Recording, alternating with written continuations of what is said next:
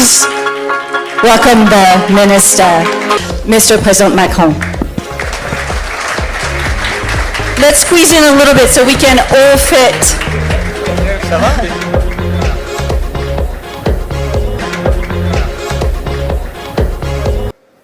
Écoutez, c'est un long chemin ce qui s'est fait depuis Ouagadougou. Mais au fond, la démarche correspond à ce qui vient d'être dit par l'ensemble des participants. J'ai eu la chance, il y a une vingtaine d'années, quand j'étais un jeune haut fonctionnaire, d'aller en stage au Nigeria. Il y a beaucoup de nos frères et amis nigérians qui sont là. Et je me suis passionné pour la culture, l'histoire, pour le vaudou, d'ailleurs, c'était évoqué tout à l'heure. Et je me suis aperçu que c'était très difficile au Nigeria d'avoir un musée ou un lieu pour comprendre cette culture. En bon français, si je puis dire, je me suis dit, il faut aller dans quel musée pour comprendre tout ça, dans quel endroit? Il y avait des gens pour me raconter, il y avait des livres à me donner, souvent d'ailleurs écrits parfois par des intellectuels nigérians, mais ils étaient toujours allés travailler à Londres, aux États-Unis. Puis après on m'a dit, si tu reviens en France, il faut aller, le musée du Quai Branly commencer, il y avait le musée d'Apper, etc. Il y a des formidables collections, tu verras, c'est formidable. Il y avait l'émission de Michel Léris, ils ont ramené des objets. Et à ce moment-là, j'ai quand même conçu la forme d'injustice.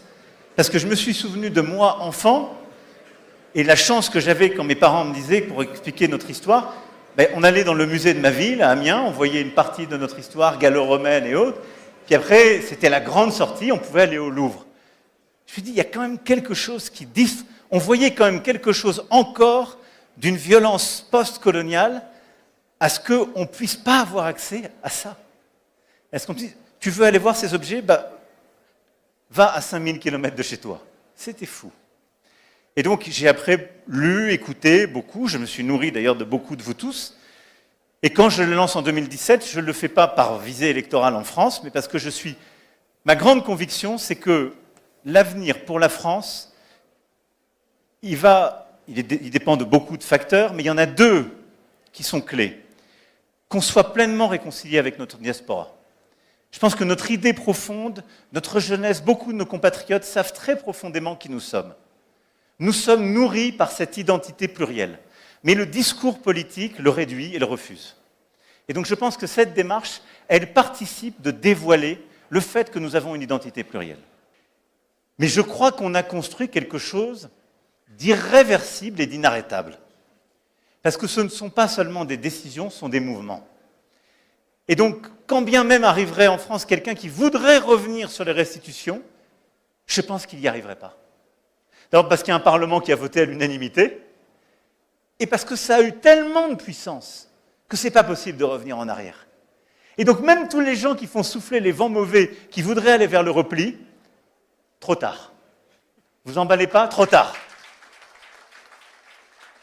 Et donc, tous ensemble, on a construit, je crois, quelque chose qui est une force très profonde sur le plan culturel, intellectuel, d'innovation économique, politique, qui ne s'arrêtera pas. Et pour ma part, je serai toujours là, à continuer à me battre à vos côtés, dans d'autres oripeaux, avec d'autres habits, mais au combat avec vous pour faire avancer cette cause et surtout la puissance d'innovation qu'il y a derrière. Voilà. Merci. I think this is a perfect ending to